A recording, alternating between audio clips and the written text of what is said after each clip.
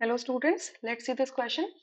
The relationship between osmotic pressure of equimolar solution of KCl, calcium nitrate and sodium sulfate is, चार options दे रखे हैं और क्या है, alpha is equals to 1। Alpha क्या है, डिग्री ऑफ डिसोसिएशन 1 है। यानी कि ये जो इलेक्ट्रोलाइट्स हैं जब ये सोल्यूशन के अंदर जाएंगे, ठीक है, सोल्यूशन में क्या होंगे तो कंप्लीटली डिसोसिएट करेंगे। कंप्लीटली डिसोसिएट करेंगे इसका मतलब KCl हो जाएगा किसमें convert, K plus NCl negative में। कैल्शियम नाइट्रेट कन्वर्ट हो जाएगा किसमें, डिसोसिएट होगा कैल्शियम प्लस टू में और 2 मोल्स ऑफ नाइट्रेट में। And sodium sulphate Na2SO4 dissociate होगा 2 मोल्स ऑफ सोडियम प्लस में एंड 1 मोल ऑफ सल्फेट में। ठीक है या अब ऑस्मोटिक प्रेशर का रिलेशनशिप निकालना है और इक्विमोलर सॉल्यूशन लिया दिया, मतलब इनकी जो मोलारिटी है, मोलारिटी का मतलब क्या होता है, number of moles present in पर वॉल्यूम ऑफ द सॉल्यूशन, ठीक है, इन लीटर्स, राइट। उसको इक्विमोलर कहते हैं, यानी कि कॉन्सेंट्रेशन इन सॉल्यूशंस की क्या है, इक्वल है। ठीक है, अब ऑस्मोटिक प्रेशर क्या होता है, देखिए osmotic pressure is equals to concentration multiply RT, concentration, ठीक है। C2RT लिख लो या सी लिख लो, सिंपल कॉन्सेंट्रेशन, ठीक है, कॉन्सेंट्रेशन इनटू RT। ठीक है, अब देखो ये कॉन्सेप्ट तब है जब हमारा ये जो इलेक्ट्रोलाइट्स हैं ये आपके नॉन इलेक्ट्रोलाइट की तरह बिहेव करें, मतलब ये क्या करें कि क्या कर जाए कि ये जैसे हैं वैसे के वैसे पड़े हुए हैं, बट एक्चुअल में ये इलेक्ट्रोलाइट्स सॉल्वेंट के अंदर जाते ही डिसोसिएशन शो कर रहे हैं। तो डिसोसिएशन शो कर रहे हैं और पार्टिकल्स इंक्रीज हो रहे हैं या डिक्रीज हो रहे हैं डिसोसिएशन पे। ठीक है, डिसोसिएशन पे इंक्रीज होंगे, एसोसिएशन पे डिक्रीज होंगे।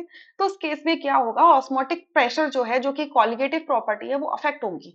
ठीक है, वो अफेक्ट होगी।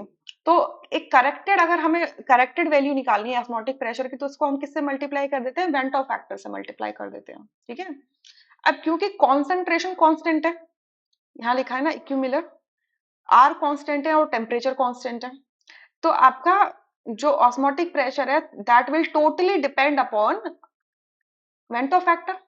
ठीक है, और अगर degree of dissociation is 100%, one value है, अल्फा की वैल्यू 1 है, सो जो वेंटो फैक्टर है वो उसकी वैल्यू क्या हो जाएगी KCl के लिए 2, दो आयंस में डिसोसिएट हो रहा है, इसके लिए क्या हो जाएगी 3 और इसके लिए क्या हो जाएगी 3।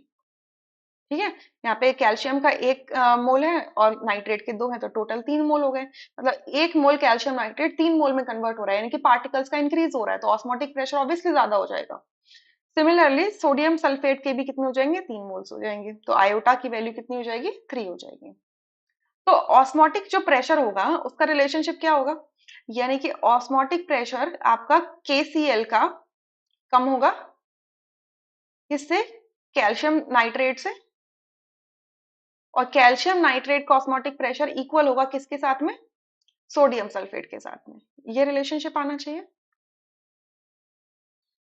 अब ऑप्शंस देखो, फर्स्ट ऑप्शन में क्या लिखा है, ऑस्मोटिक प्रेशर सल्फेट का कम है नाइट्रेट से और नाइट्रेट और KCl का बराबर है, नहीं हो सकता।